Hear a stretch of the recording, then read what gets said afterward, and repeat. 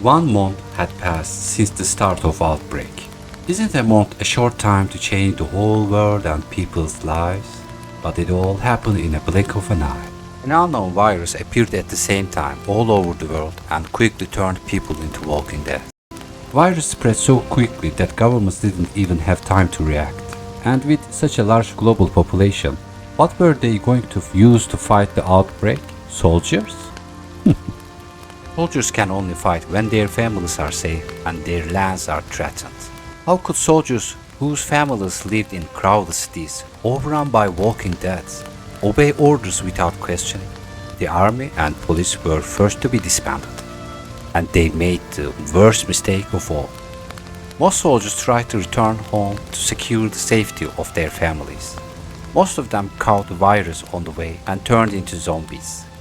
The rest went back to their families and joined the walking dead with them. Armies of men were falling, armies of death were rising. Old Army Ranger John Miller was one of them.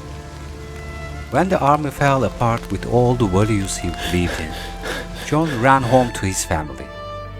He found his wife in the kitchen as usual, but this time she wasn't cooking. His dead wife stood over their daughter's lifeless body and staring at her with a gaze as empty as a bottomless pit. John could have sworn he saw a tear fall from her eyes as he put his wife to her eternal sleep. Her daughter's favorite place was the river.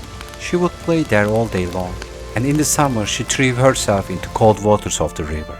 John buried his wife and daughter next to the river. His whole world was falling apart. He wanted to scream, but his mouth wouldn't open. He wanted to cry, but his eye wouldn't close. He wanted to die, but he didn't want to reward himself with death. What happened to his family was his fault.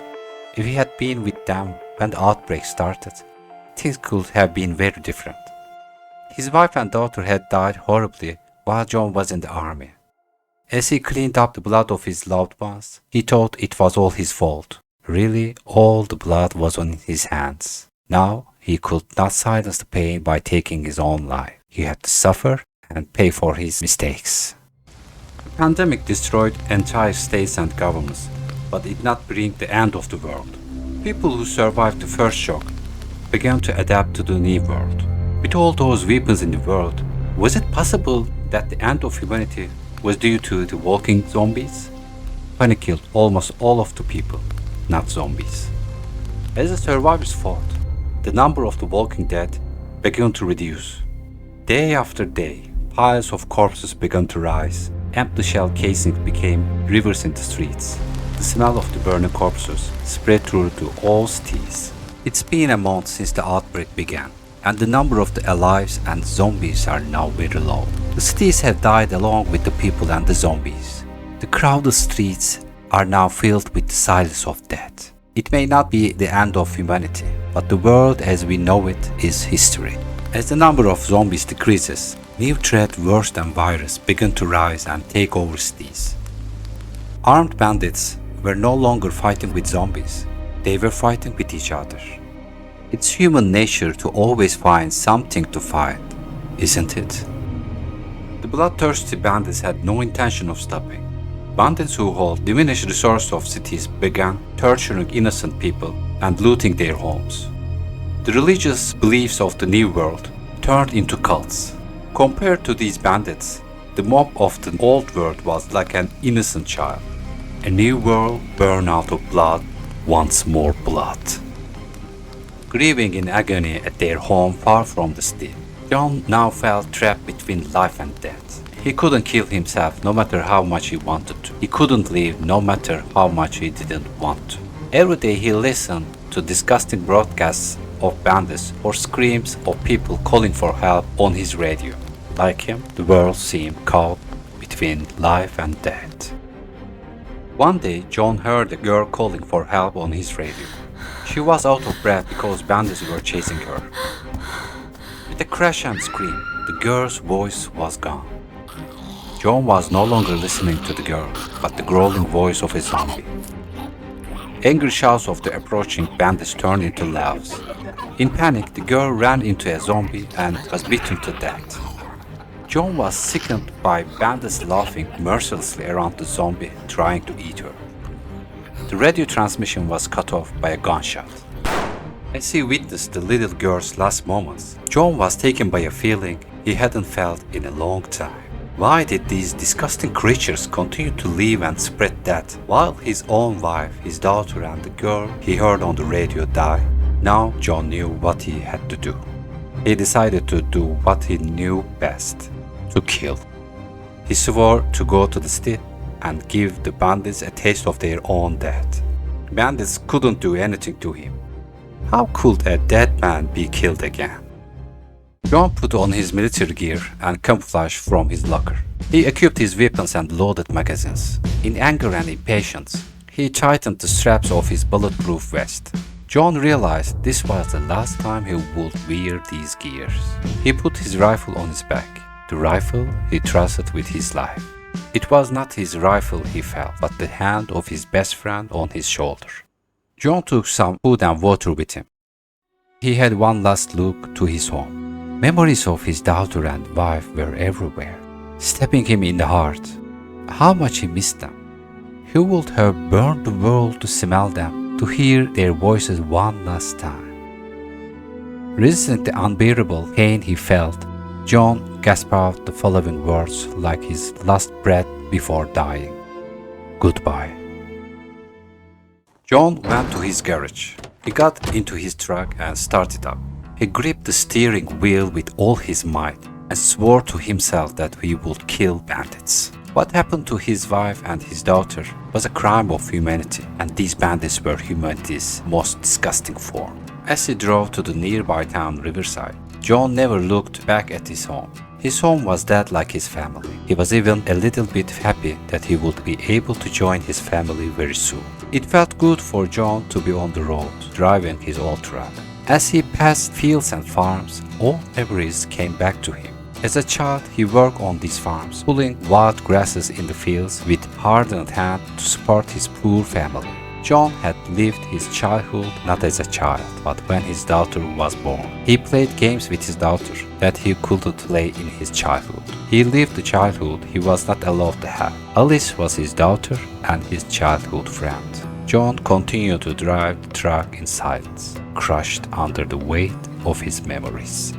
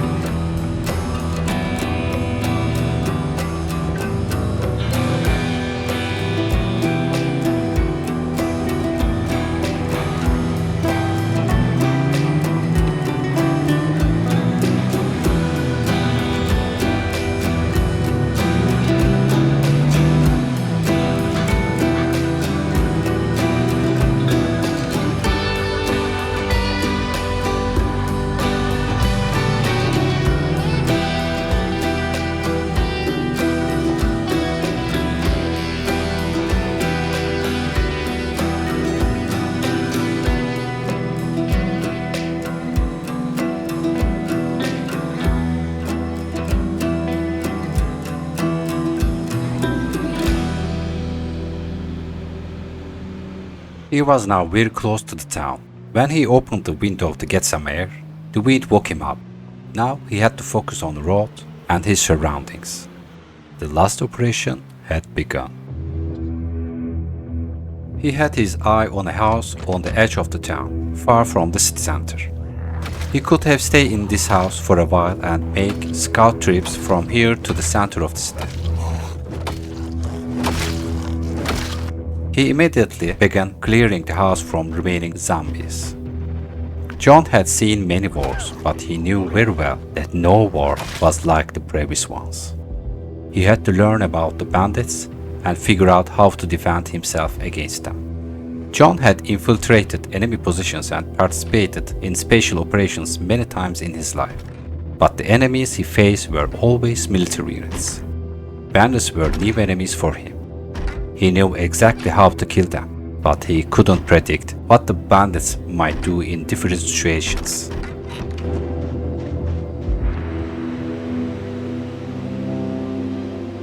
John, confident that the house was safe, decided to check the nearby house.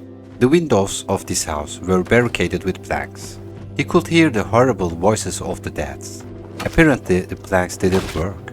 John thought they had turned their own house into a coffin, which they died in it. When he searched the house, he found many guns, bullets and supplies. John got by for a while with what he found. Planks couldn't stop the virus, but they could slow down the bandits. He used the planks removed from the neighbors' windows to barricade his own windows.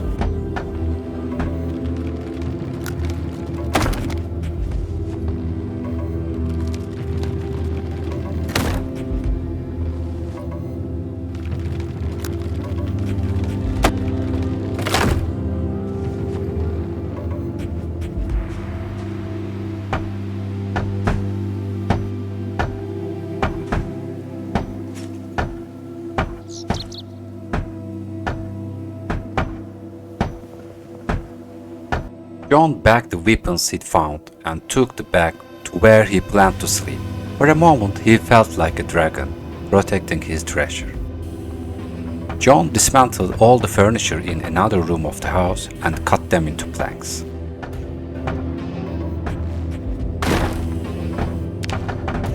By using these planks to increase the security of the house, John was able to feel a little bit more secure. As night fell, John sat on a bed at the smell of people he didn't know, and he felt like a stranger in this world. He would sleep in a house he didn't know, in the beds of people he had never met before. He felt like he was caught to water of a dam whose set had collapsed. He was going at full speed, and that speed was going to be the end of him. Closing his eyes, John let his thoughts, jumping around like grasshoppers, turn into dreams. John woke up in the early morning after a poor sleep.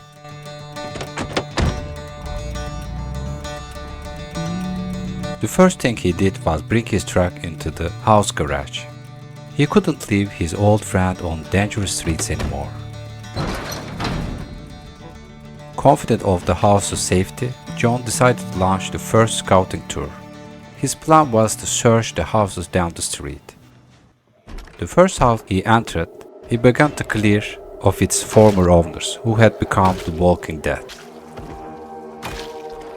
Suddenly, the sounds of laughters coming from the next house caused him to become alarmed. As he prepared for battle, all of John's senses sharpened. He walked through the door and pressed the trigger of his rifle. When the first gun went off and the first bandit died, the gates of hell opened.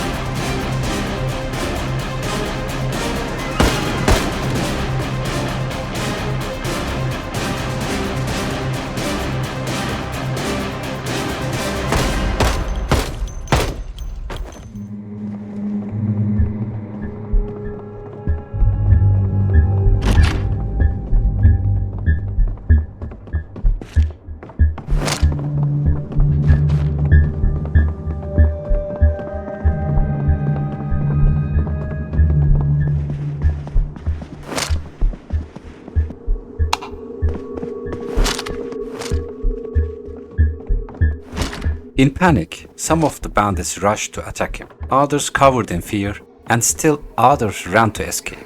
John questioned no one, didn't wait orders from his commander, and gave all the bandits the death they already deserved. He loaded ammunition and supplies he collected from the bandits' house and the bodies into his backpack. On his way home, he killed the zombies who came to sounds of the gunshots.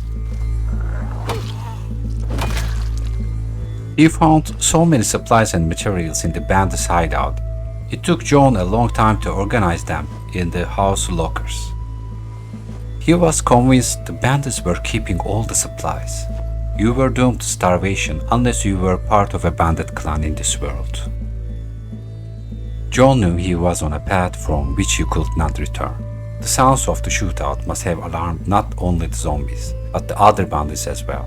He was sure that other members of the bandits who had no ear from the ones he had killed would come this way. Once the gate of hell were opened, it was impossible to close them.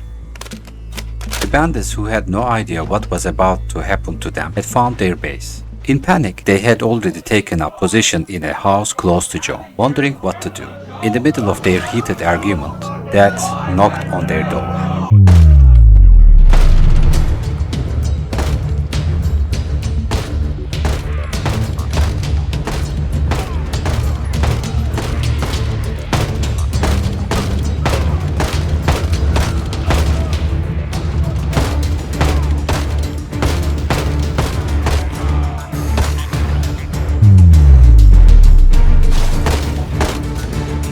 When he heard a different gunshot from his own rifle, his senses of combat and survival went to the next level.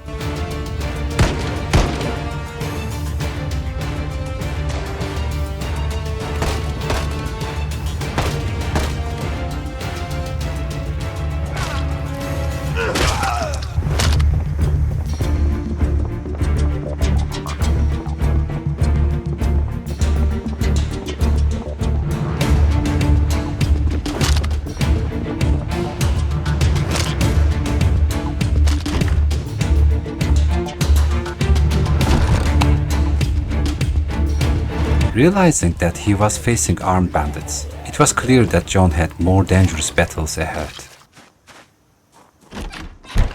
Storing his collected supplies and weapons in the cupboards, John realized he had to put the stick in the snake's den.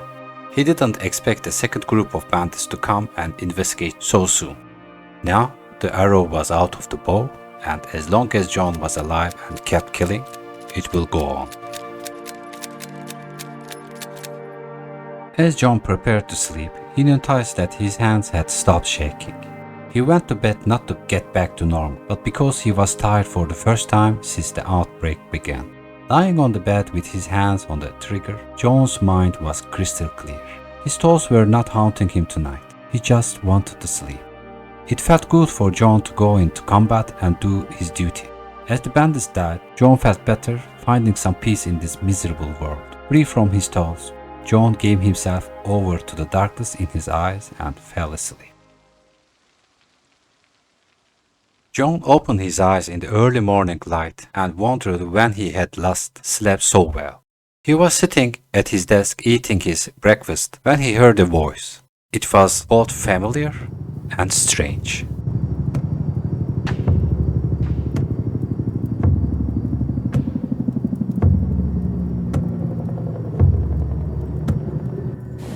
The sound of a helicopter's powerful rotor as it passed nearby sent chills down his spine. When he went outside and had a look at the sky, he saw the silhouette of a helicopter in the distance. There was no one around. Just as he entered the house with a sign of relief, strange noises from the outside caused adrenaline rush through his whole muscles. When he came out, he couldn't believe what he saw. A group of black-clad, masked bandits were about to enter the house. Without blinking, he fired a whole magazine at the bandits that fell into his palm. With each bullet from his rifle, he felt that he was being redeemed from one more sin. As the bodies of the psychotic bandits piled up on top of each other, a faint smile spread across John's lips.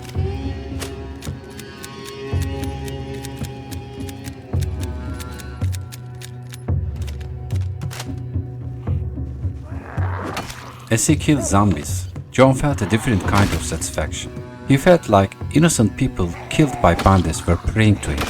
They were watching him from the world of the dead, grateful to John for avenging them.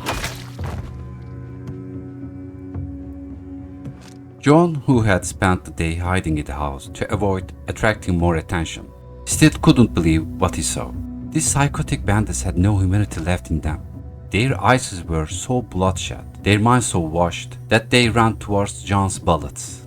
He thought he had to be very careful with this clan.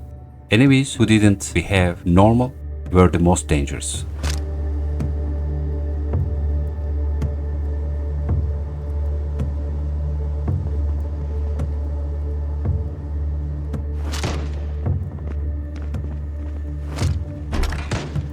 As night fell, the sounds of gunfire started coming from the outside. He was on guard all night waiting for the sun to rise. By morning, the sounds of the shooting had stopped. John looked around and saw no danger. He began to arrange the bodies outside the door in a way that would send a good message to the bandits.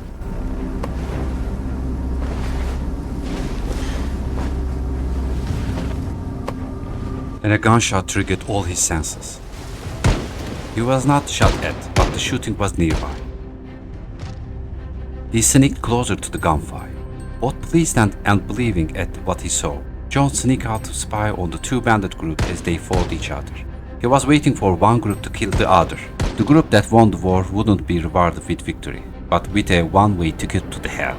Realizing that the battle ahead of him was coming to an end, John pulled the trigger of his rifle as a bandit tried to escape.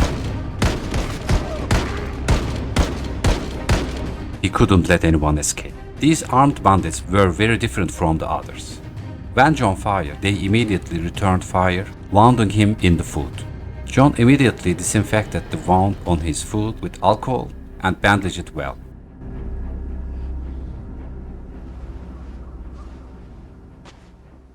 Bandit clans were now at war with each other. I think I could start a war between bandit clans, John thought. Apparently, none of the clans thought that an ex-ranger had come to the city and spread that. They thought that a clan had broken a truce that was hanging by a thread, and they started to fight each other. It's a good thing I didn't let anyone escape, John thought, as he limped home. When he got home, John examined his foot more carefully and realized that he needed stitches. As he had been wounded countless times in military operations, stitching his foot was very easy for him. He washed himself and his clothes to prevent his wound from getting infected. This is not good, he thought. He could not fight until the wound on his foot healed. He had to stay at home and hide until he was back to normal, praying that the clans of bandits would go on killing each other. John fell asleep from the painkillers he had taken. He jumped out of bed at night with gunshots. Gunshots were coming from the outside. When he came out and saw bandits fighting each other, he breathed a sigh of relief. No one suspected him yet.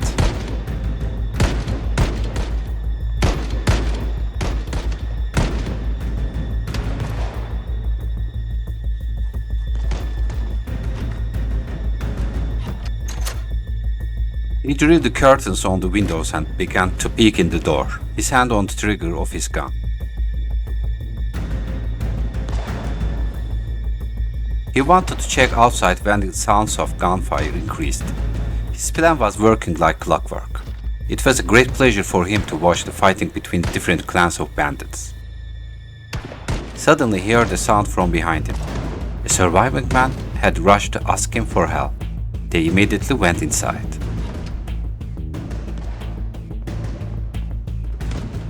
The man was out of breath, unable to speak because of panic.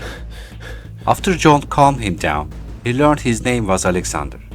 He was with a group of survivors, but his friend had been kidnapped by bandits. While he was away from the camp, he heard the screams of his friends and the shouts of bandits. He ran away. He was begging John to save them. He couldn't hold back his tears as he spoke, blaming himself for what had happened. John thought he couldn't do anything to his friends, who could rest here until morning, but he didn't want to see him here in the morning. John had come to town for one thing only, and he doesn't owe anyone a favor. The devastated man was no longer crying, just looking down in sorrow. Limping to his room, John felt strange. Despite his words, he actually felt sorry for the man. He realized that he couldn't think straight because of the pain of the wound on his foot. A little sleep would be good to get back to normal. When the painkillers took effect, he closed his eyes and fell asleep in dark thoughts. When John woke up in the morning, he felt rested, but his mind was still haunted by the dream. In his dream, his wife was waiting in the distance with her arms open, and John was running towards her with all his might. Just as he was about to reach her, she covered her hands and turned her back on John. He ran with all his force to his wife, but she started to walk away from John and she disappeared from sight. John, deeply troubled by his dream, now regretted what he had said to Alexander last night.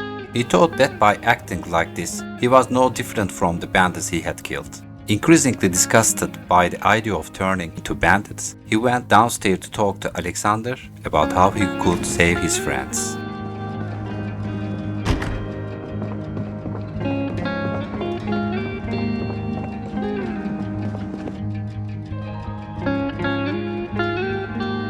But Alexander was gone. John, now ashamed of his behavior yesterday, washed his face to get himself together. He was not thinking straight and behaving in a way appropriate for himself and the soldier. He remembered what he had been taught in his military training. The main duty of a soldier is not to fight, but to protect his homeland and his people. His thoughts were now overtaken by regret and shame.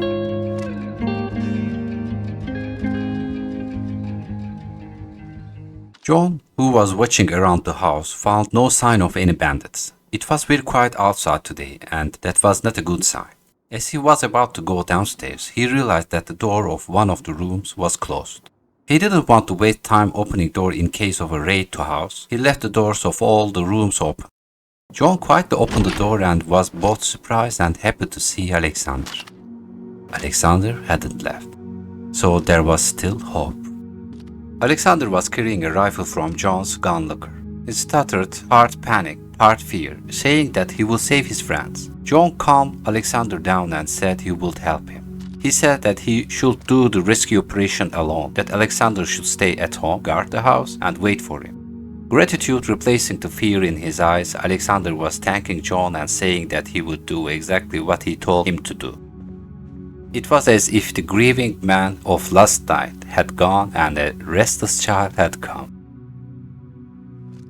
John asked Alexander to describe again in details his friends, the bandits, and his escape from the bandits.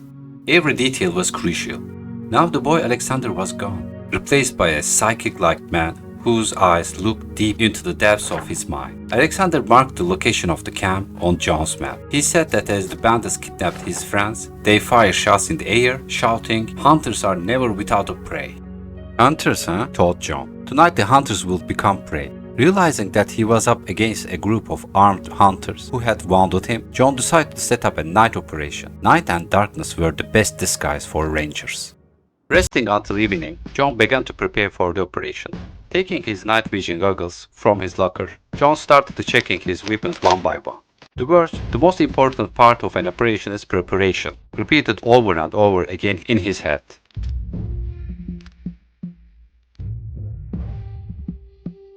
Checking his wand, John was determined to save Alexander's friends, even if his food was stitched. After swallowing the painkillers and caffeine pills like candy, he gave Alexander his final instructions and went out into the night.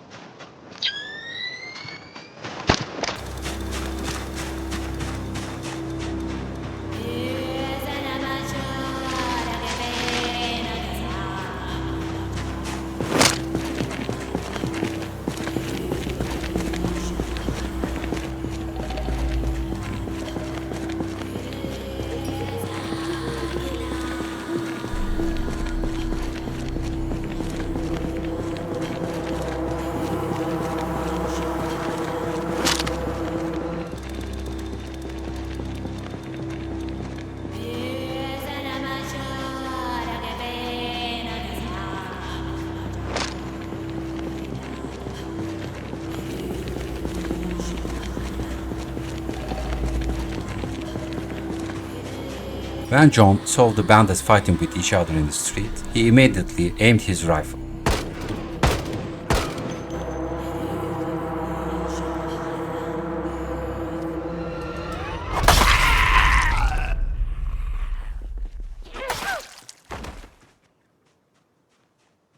John was surprised to see a bandit turned into a zombie on the road. These bandits were continuing to be a threat even after their deaths.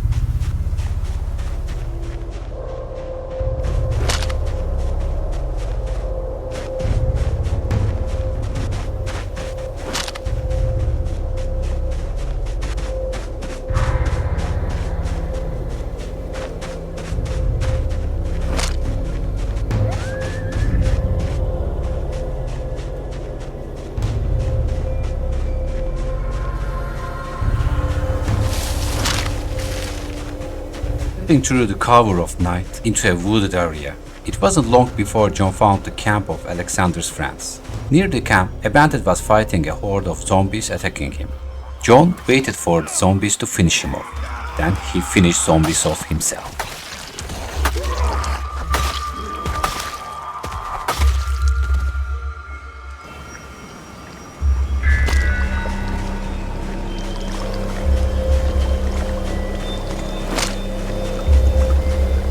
At the campsite, he found Alexander's friends' bags and belongings, but no sign of a corpse. The bandits must have captured people alive and taken them back to their base. He began to follow the trail of bandits and captives calmly and carefully. He entered tree area, sniffing air and listening to the terrain like a lone wolf on the hunt.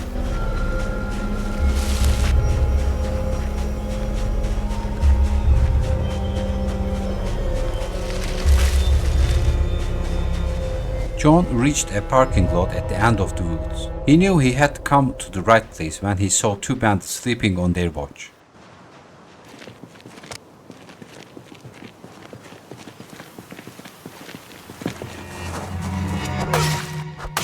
He quietly killed the sleeping bandits.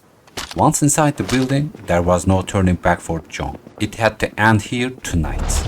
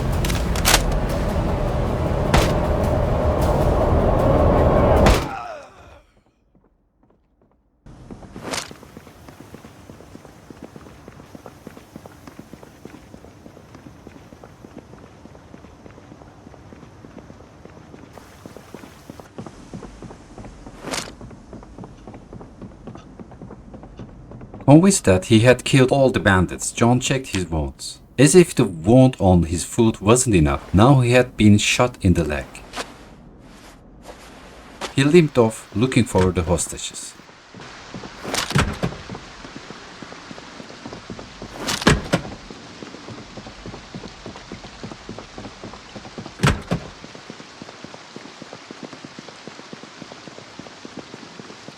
He could clearly read the fear in the eyes of Alexander's friends when he found them. They were scared because they had been kidnapped, and they were scared of this man worse than the bandits who had come to rescue them. When John said that Alexander had sent him, they all breathed a sigh of relief. John said they should leave immediately and follow him in silence. Seeing John limping and bleeding from his leg, Alexander's friend tried to help him, but John could respond only with a look. John's painful trip to home had begun.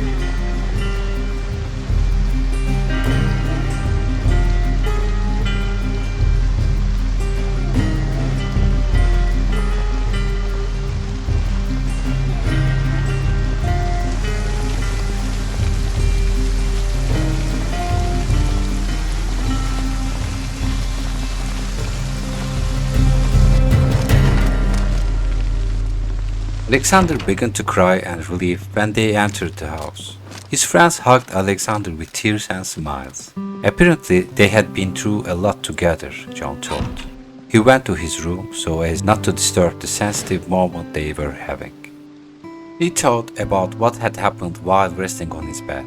He thought back to his arrival in town, the attack to Bandit House, and the destroying of the Hunter's base. He couldn't understand how humanity had become like this.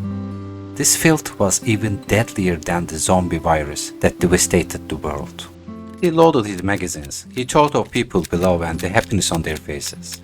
Being connected to someone, seeing them well, watching loved ones smile were the feelings that had been ripped away from him for too long.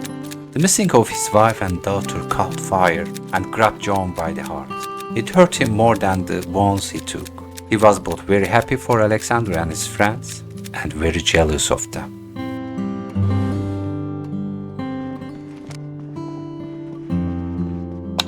He went to the bathroom and washed himself and his clothes to get rid of the thoughts that were haunting his mind.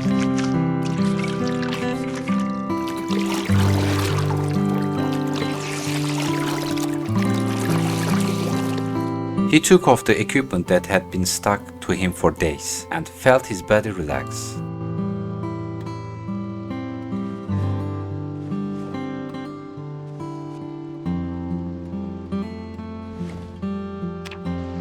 While changing the bandages on his wounds, he saw that his stitches were infected.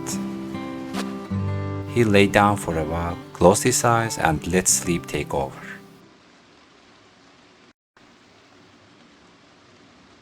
After a few hours of sleep, woken by the pain of his wounds, John felt that he should go downstairs and talk to the group. He limped down the stairs and saw Alexander and his friends waiting for him around the table.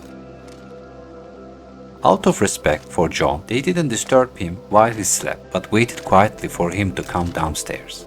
Some of them were carrying weapons which they took from dead bodies of bandits. John began to believe that this group was really innocent, because they were all holding their guns like amateurs. They had obviously never held a firearm before.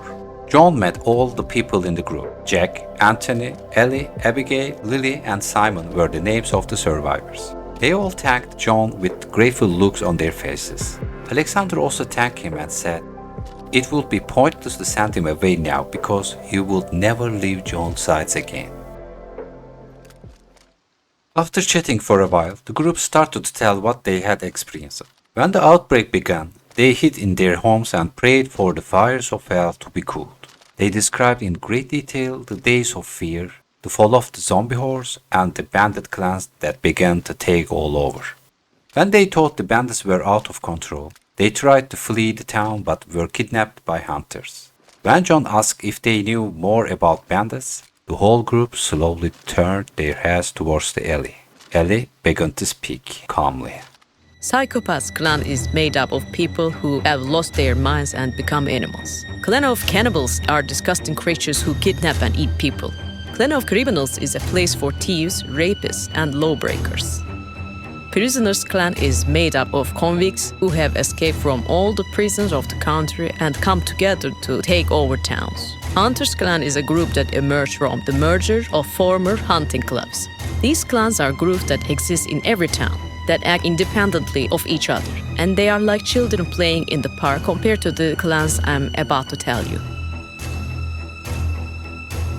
Riverside is owned by the Holy Reclaimers, maniacs whose minds have been washed by religious rules they made up. They are a masked bandit of savages without a heart, all dressed in black. Moldroy is controlled by angels of hell. They are murderous, rapid, dehumanized, wild animals that would make psychopaths look like a joke. Marshridge is ruled by a clan of private soldiers. It's made up of maniacs who didn't make it as soldiers, soldiers who got kicked out of the army, and the mercenaries.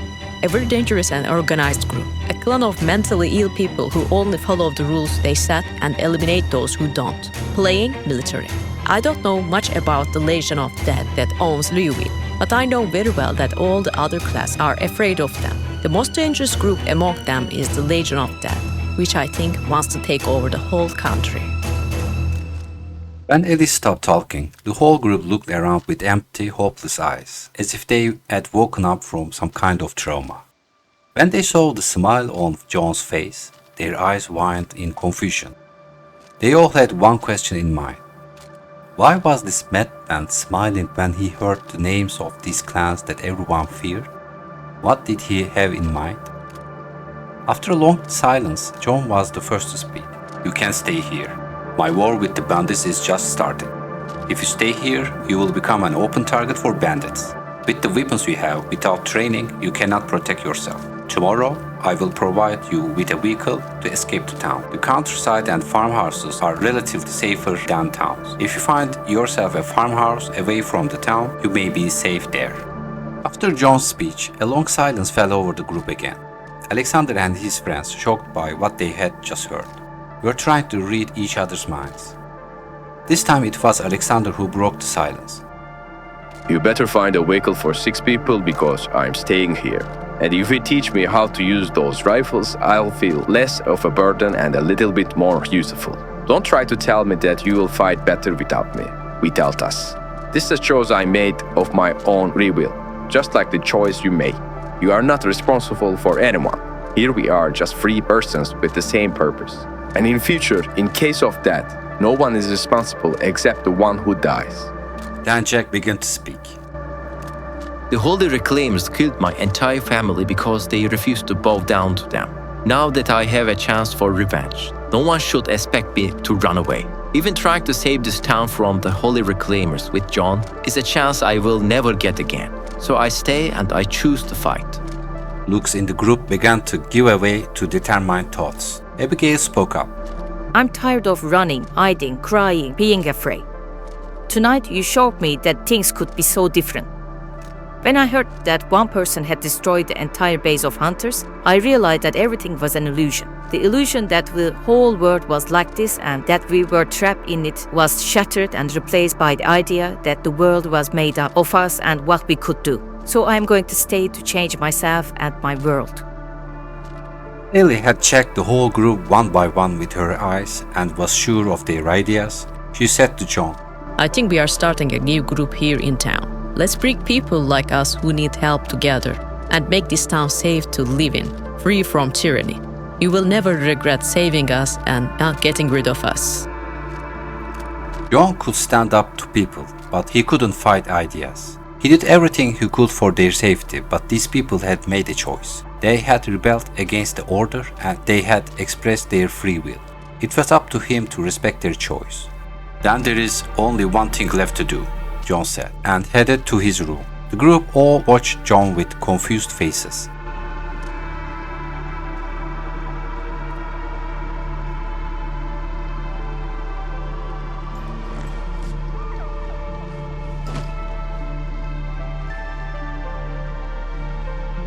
After retrieving his bag and weapons from his room, he went downstairs. Heading towards the garage, John stopped just before entering and said, "I'll go and get you beds. You don't want to sleep on the floor tonight, do you?"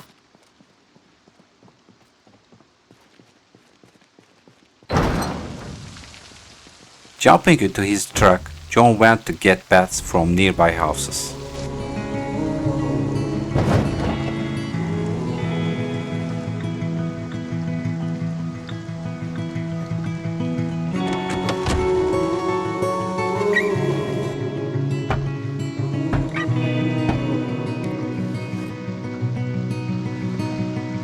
I was lost in the woods, under dust, and the fairies found me.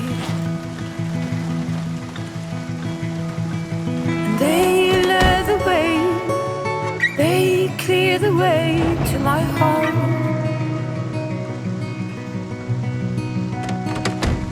All the hurt, all the pain under the skin, I had fainted. They carried me, they cleared the way to my home. Thank you to magic for rescuing me. Thank you to summer for fairies. Blowing glitter in the wind.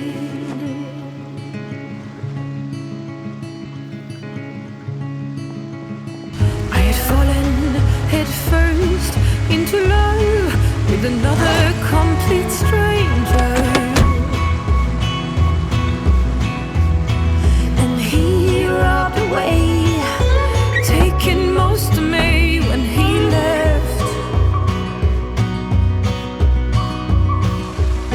When Mama told me to keep far from these underhanded men,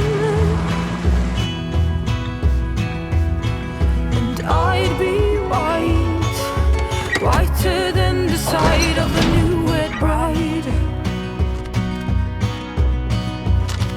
Oh, thank you to magic for rescuing me.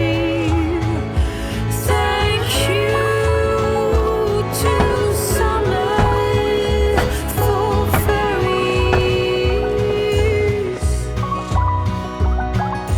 Blowing glitter in the wind.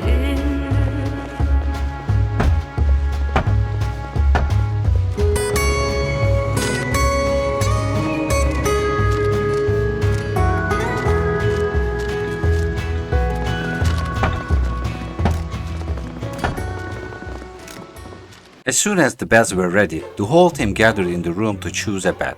Except for Ellie, the group was arguing like children, unable to decide who would sleep where. John left the room, leaving the team to their own for not to show the small smile that spread across his lips.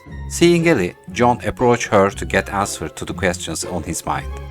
"Don't you choose which bed you sleep in?" I'll sleep here. I can keep an eye out, protect the kids. John could see the severity in Ellie. There was a calmness about her that was unlike the others. It was as if she, like John, was being crushed by her thoughts and memories. Let me ask you something, Ellie. How come you know so much about the bandits and their clans? I know, because I used to be one of them.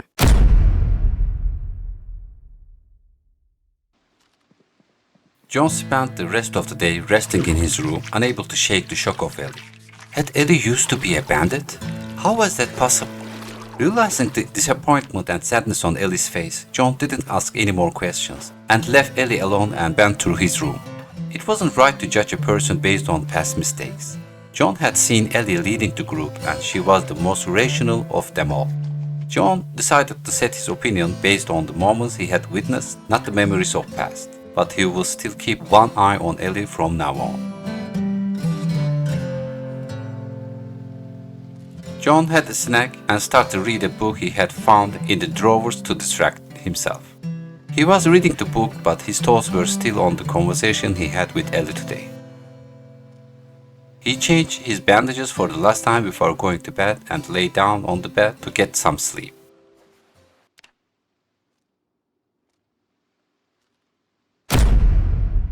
In the middle of the night, he was suddenly awakened by a strange noise outside. When he went downstairs, he saw the team had heard the same noise and had already gone downstairs. They were listening outside in silence.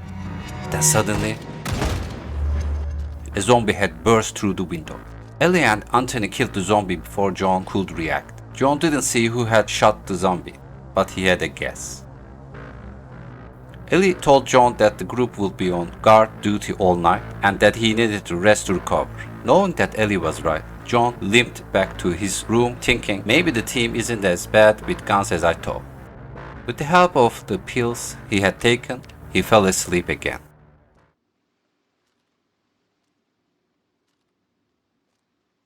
Waking in the early morning, John felt rested. His wounds had not yet healed enough to remove the stitches, but they hurt less now. He had to get ready and start the day. He had a lot to do today.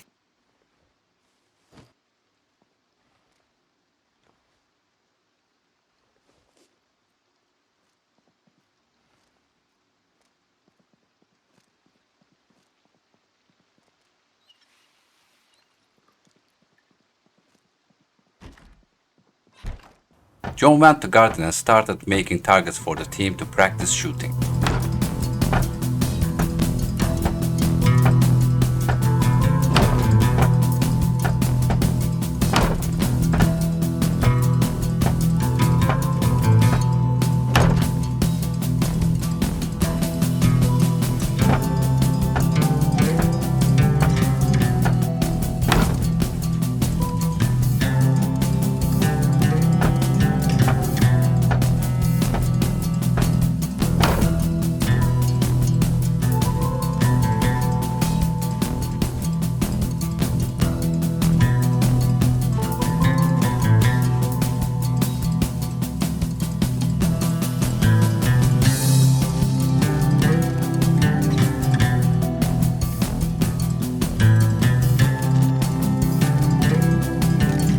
He took the group to the gun room and made sure they had the required gear.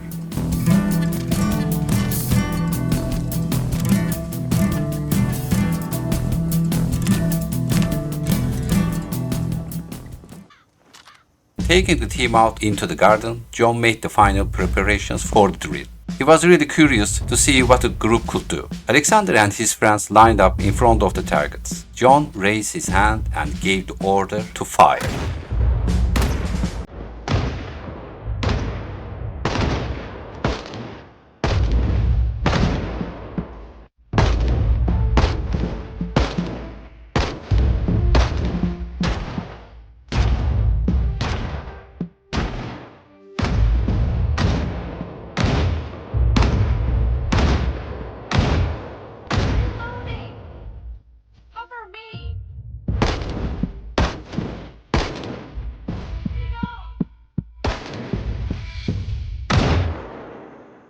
John was surprised by the group's performance. He had expected much worse shooting, but they didn't do badly. Ellie's shooting in particular was much better than the others.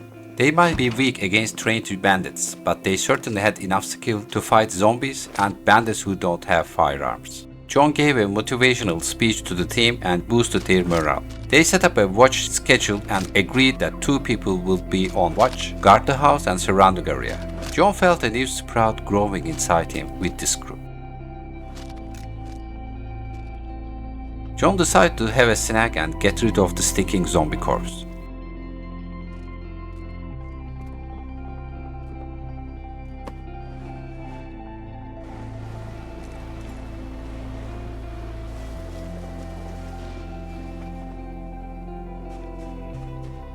He barricaded the window of the house with new planks.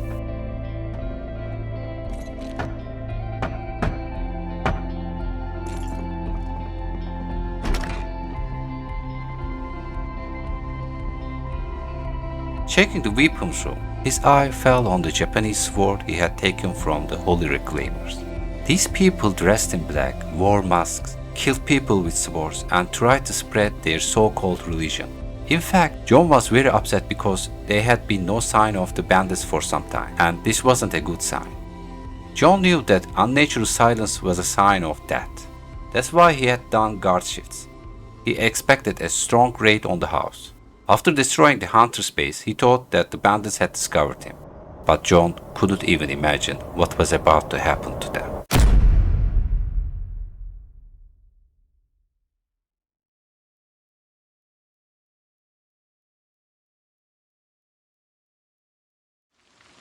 4 days John had been watching the house and patrolling for any sign of bandits, but it was as if the bandits had vanished into thin air. Had the Holy Reclaimers abandoned the town after wiping out the hunters? John knew this was impossible, but why had there been no attack so far? Checking his wounds, John saw that infection had dried up. He removed the stitches and rebandaged his foot.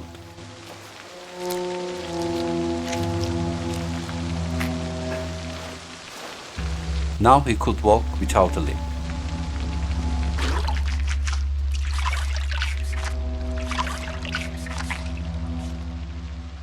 Looking at the sword, he thought of the Holy Reclaimers. At that very moment, all his senses were alarmed by the sound of trucks coming from the front of the house.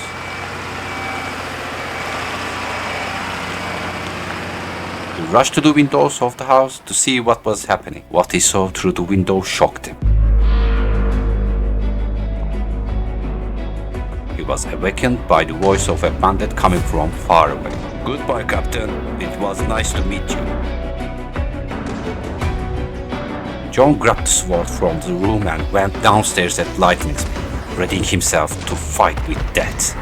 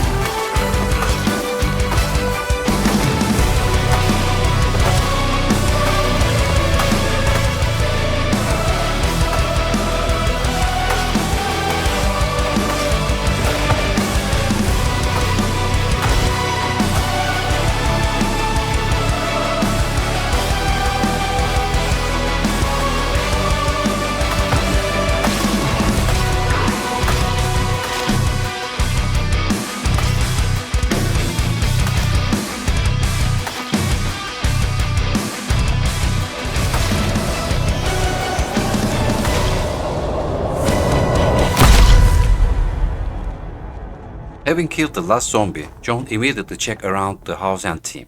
Ellie had kept most of the group in the room upstairs, while all hell was breaking loose downstairs. John thought Ellie had made the right decision, because Simon and Alexander, who had been standing guard downstairs, had been unable to fight, running around in fear and panic. Alexander was alive, but John found Simon's lifeless body at the bathroom. Because of the planks he had nailed to the window, Simon couldn't get out and was trapped and died horribly. John gently carried Simon into the garden.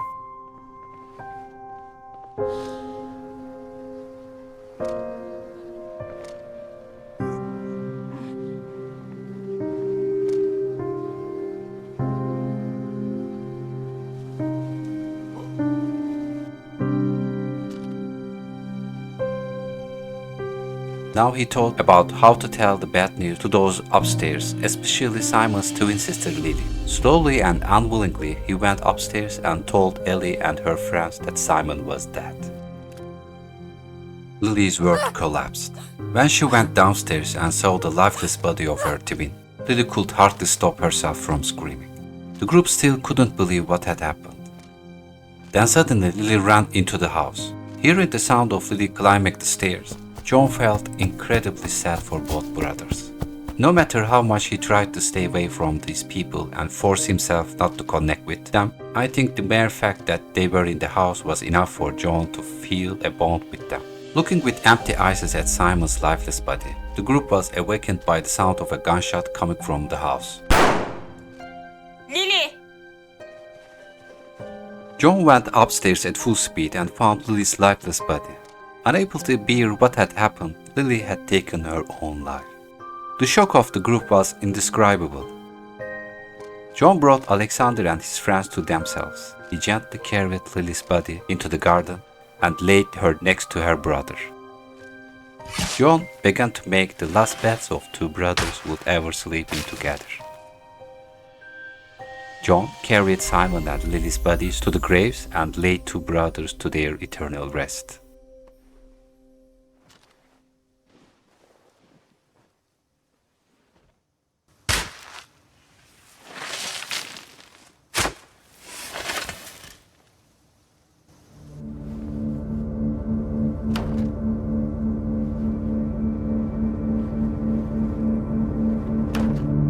John, struggling to keep his anger, wished he could cry. Then he could calm this volcano inside him that was ready to explode. When he thought about what had happened, he hated himself and from holy reclaimers. He had failed to protect Simon and Lily. He'd expect a raid on the house, but never an attack like this. How and where had these religious assholes managed to gather so many walking deads? Now he understood better why this religious group was using these katanas as weapons. Who knows how many people and zombies they had killed with these swords that cut through flesh like butter. The hatred inside him began to turn into nausea. He wasn't going to let that cult get away with this. Separating Ellie from the group, John had questions to ask her. Ellie, do you know where these assholes are? There are too many of them, John. Do you want to suicide? Ellie, quickly tell me where the holy reclaimers are. Don't be ridiculous, John. We need you here. Ellie! Ellie saw the fire in John's eyes and felt that if she didn't tell him what she knew, it would burn everyone. They are staying at the Giga Market and the church next to it. John took off at lightning speed and got into his truck. He wasn't going downtown right away. First, he had to collect materials from the houses to make the gifts he would give to the holy reclaimers.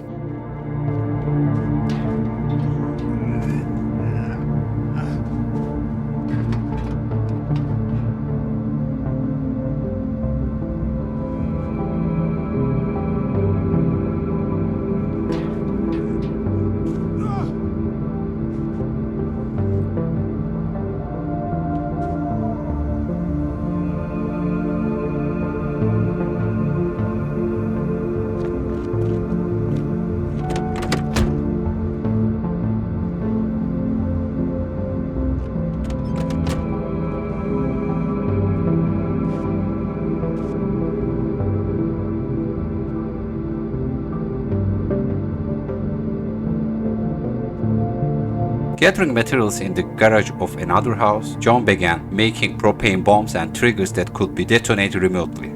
He swore to drown the holy reclaimers in their own blood.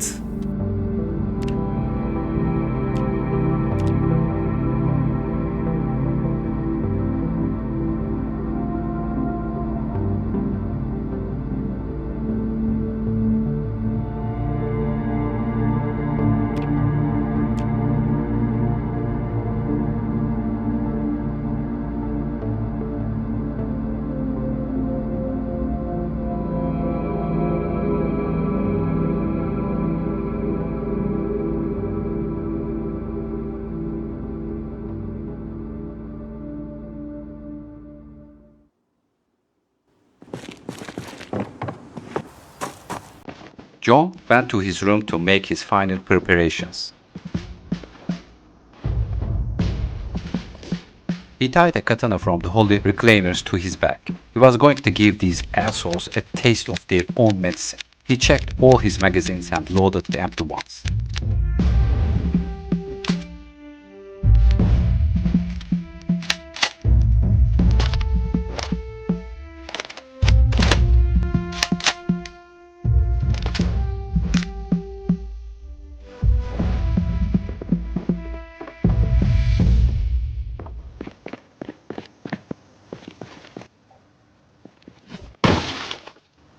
He jumped into one of the trucks and loaded all the bombs. He hot-fired the truck and started it.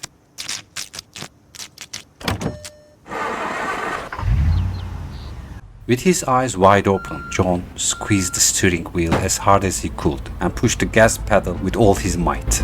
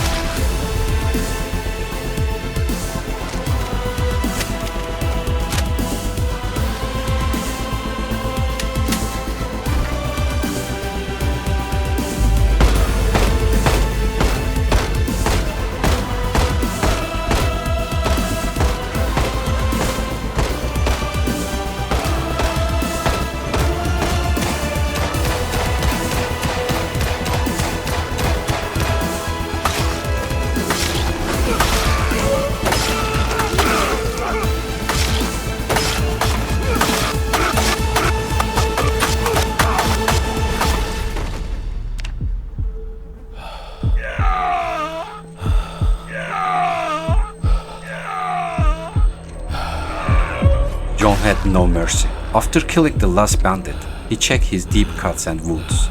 He stopped the bleeding with heavy bandages. He had lost a lot of blood and was starting to black out. But John wasn't done yet. All the bandits he fought were just low-class soldiers. John was after the head of the snake. He entered church. When he found the leader of the Holy Reclaimers, a wave of shock spread through his whole body. Standing before him was one of his former commanders in the army, Colonel Robert Barnes.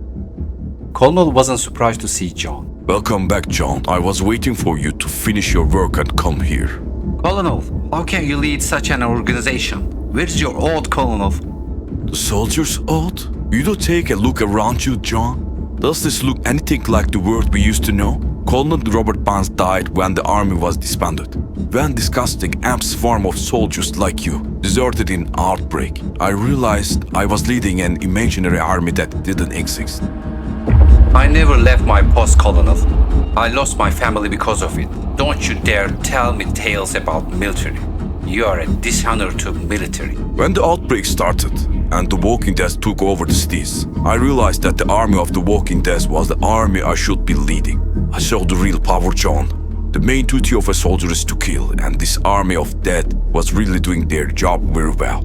For days I watched the dead fight and prevail. And then when these disgusting human creatures began to resist, I realized that I had to take matters into my own hands.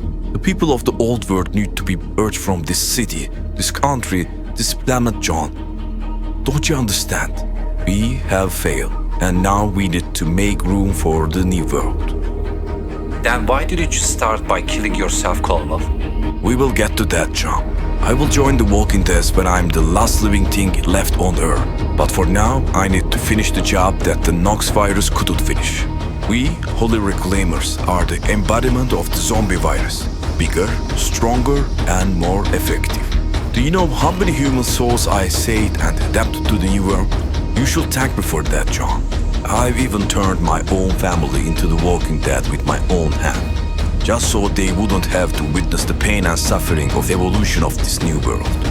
Do you know why I make my followers wear masks? They look like the dead, so that no one can recognize them as the old people. And there are no more living people left in the world. The whole clan will make their transformation and move to the new spiritual universe.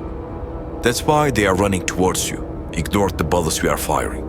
They want to do you a favor, John. They want to save you from this world and open the doors to a whole new universe for you. Bullets you fired were a gift to my followers. You rewarded them for their great deeds. You blessed them, John. Now they watch us with happy eyes from the paradise of the new world. They can't wait to see which one of us will join them. Sorry, brothers, I'm not done in this hell yet. By staying in purgatory, I will complete the work left unfinished by the virus and join you in the heavenly new world. You psychotic killer. You're a fucking lunatic, Barnes. I do not expect my wisdom to be understood by ignorance like you. I am Robert Barnes, commander of the army of deaths, religious leader of the Holy Reclaimers, and I answer to no one. I'll kill you with my army knife, you bastard.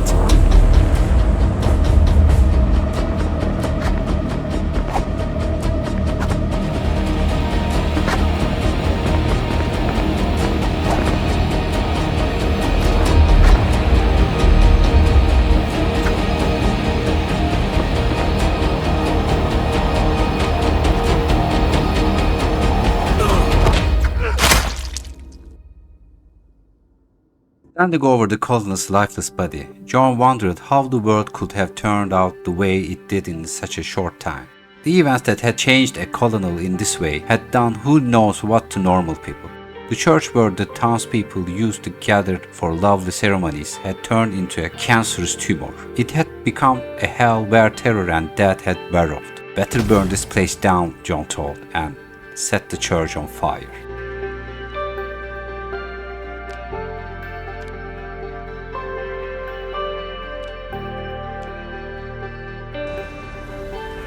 In the pain of his wounds, he began to walk towards the house where Ellie and her friends were staying. As he walked towards the house, one by one, the survivors who had been hiding from the Holy Reclaimers began to join John. They had finally seen the light of day and could come out in peace. No one spoke because no one needed to speak. It was enough that they respected John and silently followed him on his walk. At last it was all over, John thought. He had saved Riverside from the horrors of Holy Reclaimers, from the terror of hunters. Riverside was free, and he knew that Ellie and her friends would do anything to keep the town that way. Riverside was now a safe haven where other survivors could come.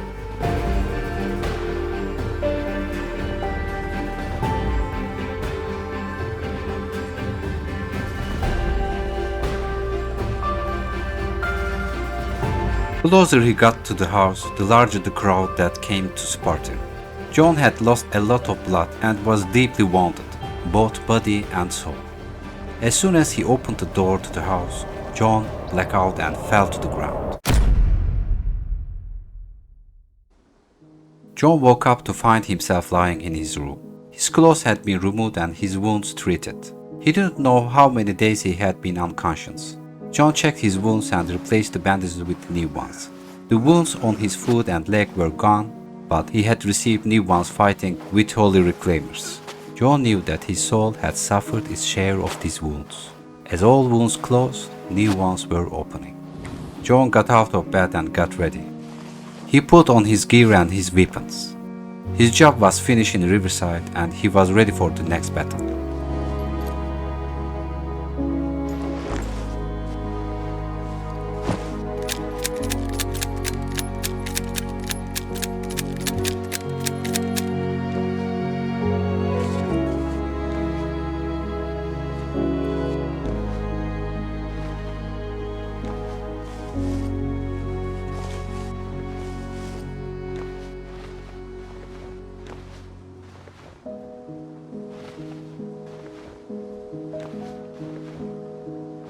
Realizing that John was awake, Ellie entered the room and couldn't hide the surprise on her face when she found John fully armed for battle.